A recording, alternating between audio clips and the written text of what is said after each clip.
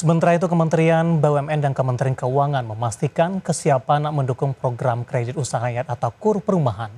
Nantinya penyaluran KUR perumahan melibatkan bank-bank himbara.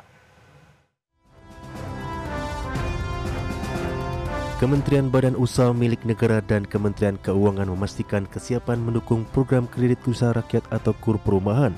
Dukungan ini nantinya akan melibatkan bank himbara dalam penyaluran KUR perumahan. Terlebih, bank-bank himbara memiliki pengalaman sebagai penyalur KUR dan juga penyalur fasilitas likuiditas pembiayaan perumahan atau FLPP. Bahkan penyaluran KUR perumahan tak hanya bagi masyarakat, melainkan bagi para pengembang perumahan skala UMKM atau usaha kecil dan menengah. Dan BTN juga sangat pengalaman membiayai developer dalam membangun MPR juga. Nah, pengalaman-pengalaman ini kami tuangkan hari ini sebagai rekomendasi ke Pak Menteri PKP mengenai skema KUR baik dari sisi developernya maupun dari sisi penerimanya. Jadi kami menyumbangkan tadi pemikiran-pemikiran dari pengalaman sehari-hari BTN membiayai developer maupun BRI membiayai para pengusaha KUR. Sehingga KUR perumahan rakyat ini benar-benar tepat sasaran dan nanti bisa dinikmati juga developer-developer yang kelas UMKM yang bisa berkembang menjadi developer besar. Bahwa akan ada segmen baru yang namanya KUR perumahan.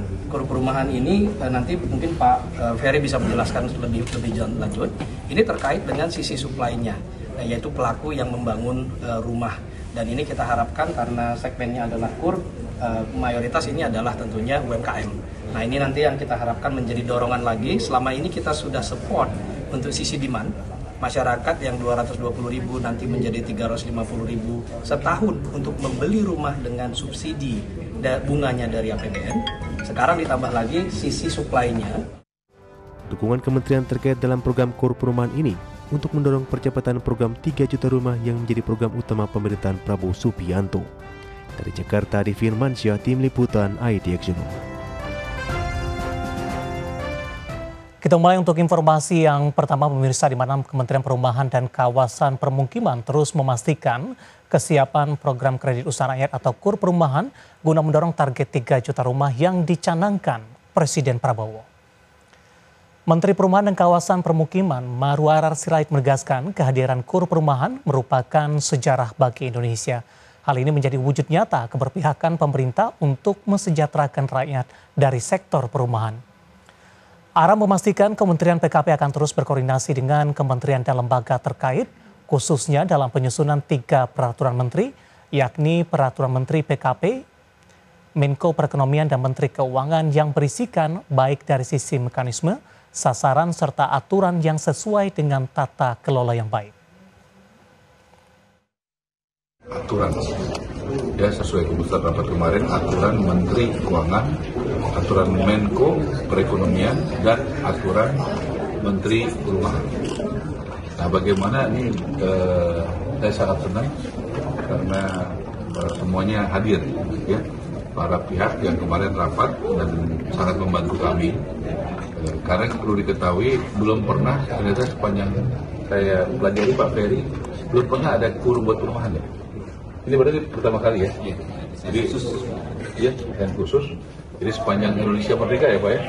Belum pernah ada ya Pak. Belum pernah ada KUR buat perumahan. Artinya pemerintahan Presiden Prabowo. Kita beralih ke informasi lain, pemirsa, di mana PT Telkom Indonesia Persero Tbk berhasil meraih apresiasi dalam ajang IDX Channel Anugerah ESG 2025 untuk kategori sektor infrastruktur, di mana apresiasi ini diberikan atas keberhasilan Telkom dalam menerapkan 3 pilar ESG yang terintegrasi dengan keseluruhan bisnis proses perusahaan.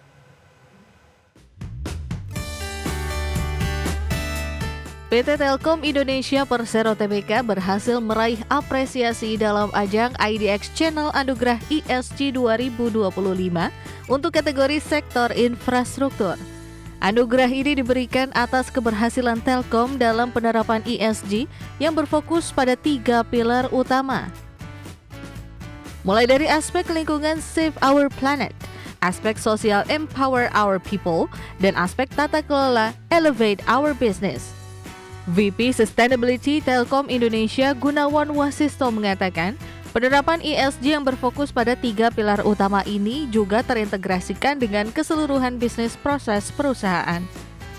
Kita memiliki fokus di 3 pilar utama, yaitu Save Our Planet di pilar lingkungan, kemudian Empower Our People di pilar sosial, kemudian juga pilar Elevate Our Business di pilar governance ya.